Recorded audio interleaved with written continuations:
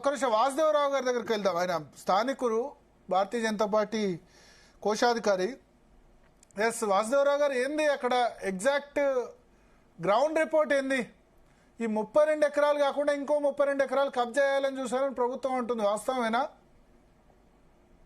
ముందుగా జీ ప్రేక్షకులకి ఛానల్ పెద్దలందరూ నమస్కారం తెలియజేస్తూ, మధ్యలో డిస్టర్బ్ చేయకపోతే ఒక 5 నిమిషాలు వాస్తవాలు చెప్తాను. చెప్పండి.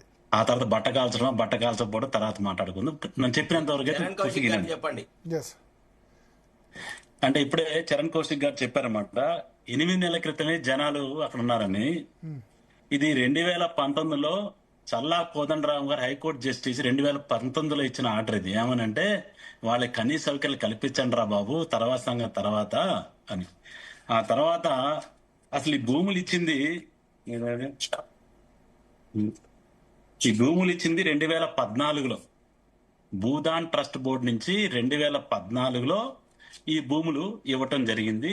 ఎంతమందికి? 800 కుటుంబాలకి అలాట్మెంట్ లెటర్లు ఇస్తే దాన్ని ఇది 2014 భూదాన్ బోర్డులో అలాట్మెంట్ లెటర్స్.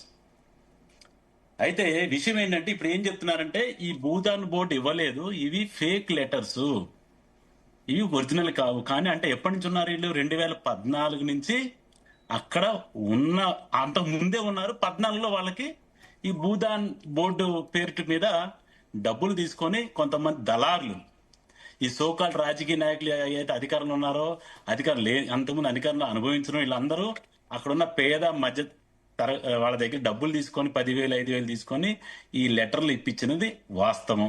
అయితే ఫేక్ లెటర్స్ అని ఇప్పుడు తేలిందట. ఇది భూదాన్ యజ్ఞ బోర్డు లెవెల్ 2014 సంగతి నేను చెప్తుంది. ఇందరు కౌశిక్ గారు చెప్పడం 8 నెలల క్రితం ఉన్నారని చెప్పి. 2019లో తెలంగాణ హైకోర్టు చల్లా కోదండరామ్ గారు ఇచ్చిన ఆర్డర్ ఇది.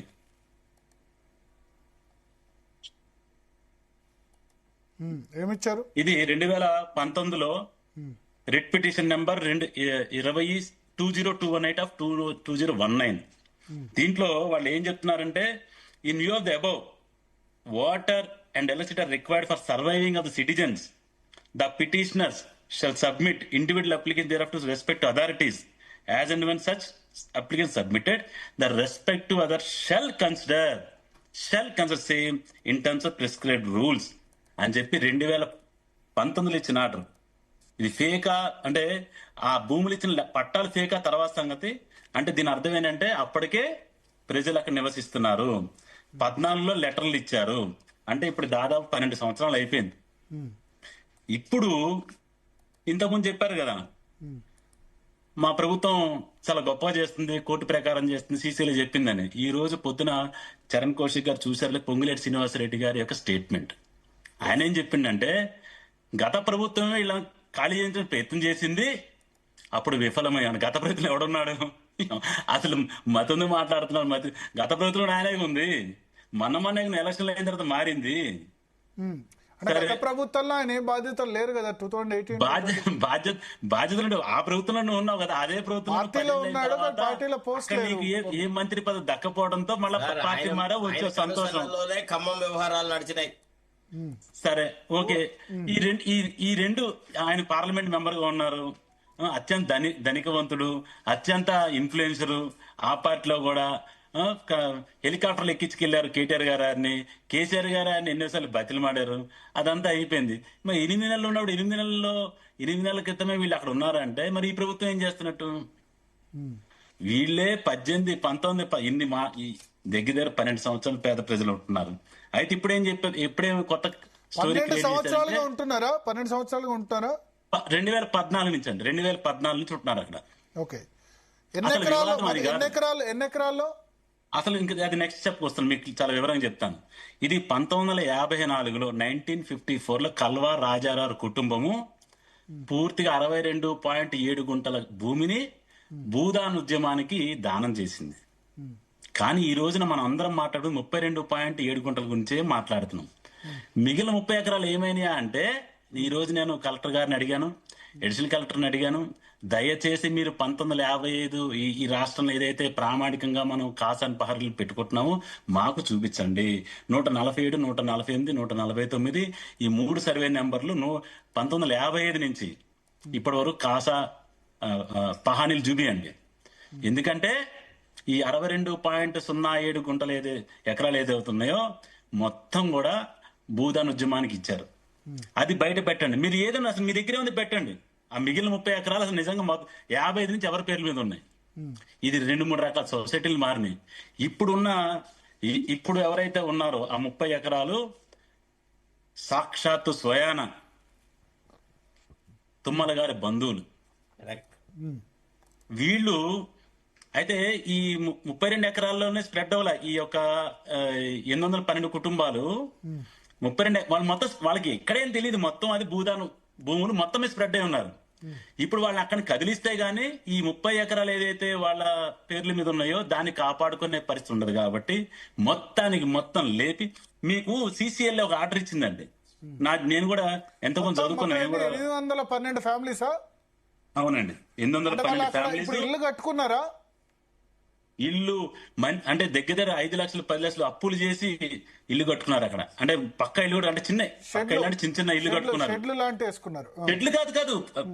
షెడ్లు కాదు సార్, పక్క ఇల్లు కట్టుకున్నారు. అవి కూడా మొత్తం పగలు అసలు ఇల్లు వీడియోలు చూపిస్తుంటే మనకు కడుపు రగిలిపోతుంది. పర్మిషన్స్ వచ్చాయా? పర్మిషన్స్ ఏమైనా మున్సిపాలిటీస్ ఏమైనా ఇచ్చారా? పర్మిషన్ ఏం లేవు. అక్కడ కరెంట్ లేదు, వాటర్ లేదు. కరెంట్ ఎట్లా చేసుకున్నారు? కరెంట్ లేదు, వాటర్ లేదు.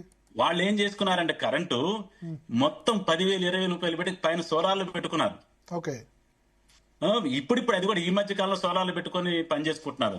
ఇది మొత్తం 812 కుటుంబాలు మొత్తం. అయితే CCLA ప్రకారమే చేశామని చెప్తున్నారు. హైకోర్టులో స్టే ఉంది. CCLA దీన్ని నిజ నిర్ధారణ చేయమన్నారు. CCLA వెంటనే ఎంత ఫాస్ట్ గా ఉన్నారంటే ఇది సిఓ మోటోగా తీసుకొని it is not as per high court direction nor it is for as per some other complaint. It is showing very clearly suo motu cognizance మీరు కనబడుతుంది అనుకుంటా. Suo motu cognizance. ఇంక ఏ దేశంలో ఏ సమస్య లేదు, ఏ ఒక్క ఇబ్బందులు లేవు. కాంగ్రెస్ పార్టీ యొక్క ఆర్గానిక్ ఫోటో ఉంటే అన్ని మంచిగా నడుస్తుంది. ఇది ఒక్కటే మిగిలింది అన్నట్టుగా పేద ప్రజల గుండెల మీద దాదాపు 2,000 మంది పోలీసులు తెల్లవారింటికల్ ఇంటికెళ్ళి మీరు విజువల్స్ మీరు చూపిస్తున్నారు. 2,000 మంది పోలీసులతో. అంటే ఒక తీవ్రవాదుల్ని ఎక్కడన్నా మనం ఏరేయాలన్నా, యాంటీ నేషనల్స్ జాతి వ్యతిరేకులను ఎవరన్నా మనం ఎలా చేయాలి ఆ పద్ధతిలో కనీసంగా పిల్లలు, ముసలోళ్ళు, మొత్తుకోళ్ళు అందరినీ కూడా రోడ్డు మీద వేసేసి ఈ రోజున చేస్తున్నారు. అయితే ఈ 32 ఎకరాల గురించి ఎక్కడ మాట్లాడినా జనరల్ గా మనం ఏదైనా కాగితం ఇస్తే అండి అంటే అందరూ చదువుకున్న 32 ఎకరాలు ఆక్రమించడం అన్నది కరెక్ట్ కాదు. అంతేనా? ఆక్రమించాలని చూశారు, మంచికి ₹1,00,000 వసూలు చేశారు. అదంతా కరెక్టే. అదంతా సిపిఎం లో వసూలు చేసింది కరెక్టే. ఫస్ట్ 5,000 10,000 తీసుకున్న తర్వాత చేతులు మారుతున్నాయి. తర్వాత ఇప్పుడు రీసెంట్ కొనుక్కున్న వాళ్ళందరూ కూడా ₹1,00,000 2,00,000 ఇచ్చి కొనుక్కున్నారు. పాపం 2-3 సంవత్సరాల క్రితం కొనుక్కున్న అందరూ 1,00,000-2,00,000 ఇచ్చి కొనుక్కున్నారు. వాళ్ళెవరు ఈ ₹1,00,000 వాళ్ళకి ఇవ్వడం? ఆల్రెడీ వాళ్ళ ఆక్యుపేషన్ ఉన్న వాళ్ళు ఇంకోళ్ళు అమ్ముకోవటం, వాళ్ళ ఆక్యుపేషన్ ఉన్న వాళ్ళు ఇంకోళ్ళు అమ్ముకుంటున్నారు. మీకు అక్కడ ఏమైపోయింది? అది పెద్ద దందా అయిపోయింది. ఈ దందా అంతా కూడా ఎక్కడ జరుగుతుంది? అంతకుముందు పోవడ అజయ్ కుమార్ కన్సర్నంలో జరుగుతుంది. తర్వాత 2 సంవత్సరాలు ఏళ్ళ కన్సర్న్ జరుగుతుంది. ఇవన్నీ అంటే ఇంత జరుగుతుంటే ప్రభుత్వ యంత్రాంగానికి తెలియదా? ప్రభుత్వ పెద్దలకు తెలియదా? ఇక్కడ పోలీసు వారికి తెలియదా? రెవెన్యూ వారికి తెలియదా? ఈ రోజు సిఓ మోటో కాగ్నిజెన్స్ తీసుకొని ఇంత హడావడిగా ఆ కుటుంబాల్ని రోడ్డు మీదకి వేస్తే వీళ్ళ బాధ ఏంటంటే ఈ 32 ఎకరాల బాధ కాదు. పక్కన 30 ఎకరాలు ఏదైతే రెగ్యులర్ చేసుకున్నారో అంటే పేర్లు మారిపోయి దాన్ని కాపాడుకోవడం కోసం వీళ్ళందరూ తెలిపారు. అయితే ఒక ఫండమెంటల్ క్వశ్చన్ నేను ఈ రోజున ఈ ప్రభుత్వానికి ఈ యొక్క నాయకులకి కాంగ్రెస్ ప్రభుత్వం చేసిన ఫండమెంటల్ క్వశ్చన్ ఏంటంటే ఈ భూమి ఎవరిది? పేద ప్రజల కోసం సేకరించి దాతల నుంచి ఇచ్చిన భూమి కదా. మరి 1954లో భూమి ఇస్తే 2026 వరకు నీకు ఒక పేదోడు దొరకలేదా భూమి పంచడానికి అంటున్నాను. 1954లో మీకు భూమి ఇస్తే కల్వల రాజారావు కుటుంబం మీకు భూమి ఇస్తే సరే 32 ఎకరాలు అనుకుందాం, కాసేపు 62 ఎకరాలు పక్కన పెడదాం. 32 ఎకరాలు భూమి ఇస్తే 72 సంవత్సరాల వరకు ఈ రాష్ట్రాన్ని ఒక 5 దశాబ్దాల పైన పరిపాలించి కాంగ్రెస్ గాని మరి మన దాకా బీఆర్ఎస్ 10 ఏళ్ళు పరిపాలించిన దానికి గానీ ఈ భూములు పంచడానికి వాళ్ళకి ఒక్క పేదోడు దొరకలే మా ఖమ్మం జిల్లాలో. అది ఇంతకంటే దుర్మార్గం, ఇంతకంటే హీన స్థితికి అంటే 70-10 వయసులోకి వచ్చిన తర్వాత కూడా అంటే మనం కెరియర్ లో ఒకలా అంటే 30 ఏళ్ళప్పుడు కెరియర్ లో మాట్లాడతాం. కౌశిక్ గారు ఇప్పుడు చాలా యంగ్ గా డైనమిక్, ఇప్పుడు ఆవేశం ఉంటుంది. ఇదే ఆవేశం 20-30 ఏళ్ళ తర్వాత కొంత మనం మెచ్యూరిటీ పెరుగుతుంది. అరే ఇక ఇంకో 10 ఏళ్లలో మనం రిటైర్ అవుతున్నాం రాబాయ్, ఇంకా 5 ఏళ్ళు రిటైర్ అవుతున్నాం, ఇప్పటికన్నా జ్ఞానం మనకు రావాలా, పేద ప్రజలు నాకు చేసిపోదాం అంటే. ఇంకొక గొప్ప విషయం ఏంటంటే, చాలా ఈ రోజు నేను చెప్తున్నాను, ఈ రాష్ట్రాన్ని మూడు ప్రభుత్వాలు పరిపాలించినాయి సార్. ఒకటి కాంగ్రెస్ ప్రభుత్వం, ఆ తర్వాత టీడీపీ, ఆ తర్వాత బీఆర్ఎస్, మళ్ళా కాంగ్రెస్ వచ్చింది. ఈ 3 రాజకీయ పార్టీలో కూడా తుమ్మల నాగేశ్వరరావు మంత్రి, మీరు గమనించండి. అసలు ఆయన చెయ్యని పార్టీ లేదు, ఆయన చెయ్యని మంత్రి పార్టీ లేదు.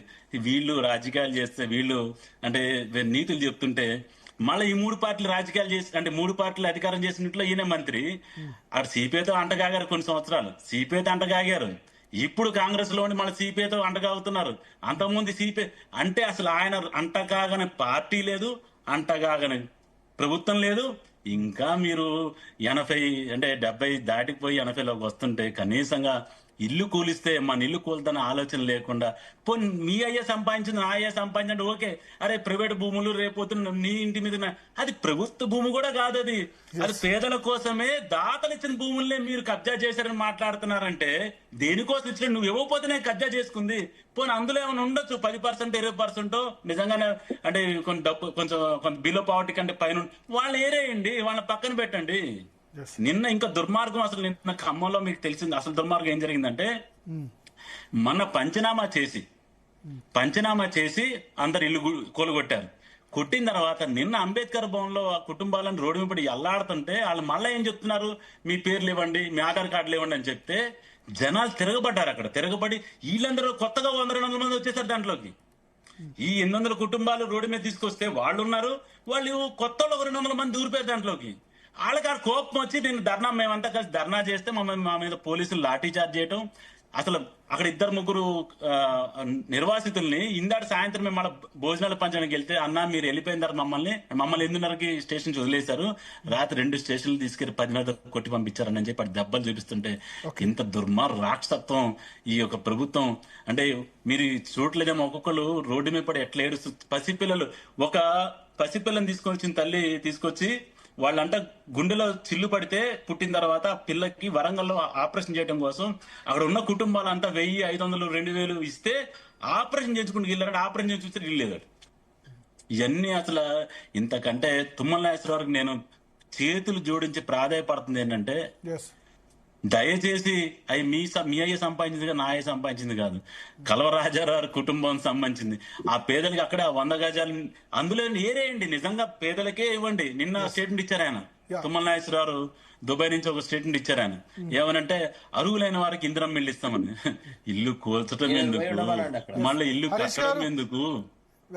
నేను చెప్తున్నా, ఈరోజు భారతీయ జనతా పార్టీ తరఫు మా పెద్ద ప్రతి ఒక్కరు మీరు ప్రధానమంత్రి ఆవాసం మేము ఇల్లు కట్టించేస్తాం, మీకు చేత కాకపోతే అరే మీ ఇందిరం ఇల్లు డబ్బులు మేము ఇస్తున్నాం, అసలు మీకు చేత కాకపోతే మేము ఇస్తాం, మాకు అర్జీ పెట్టుకోండి, ఇందులో మీరు అర్హులు చెప్పండి. పోనీ అందరూ అర్హులే నా ప్రకారం, పోనీ మీరు చెప్పండి చెప్తున్నా నేను. మీరు కూడా గతంలో ఖాళీ చేయించాలని చూశారు వాళ్ళు అంటున్నారు. వాడు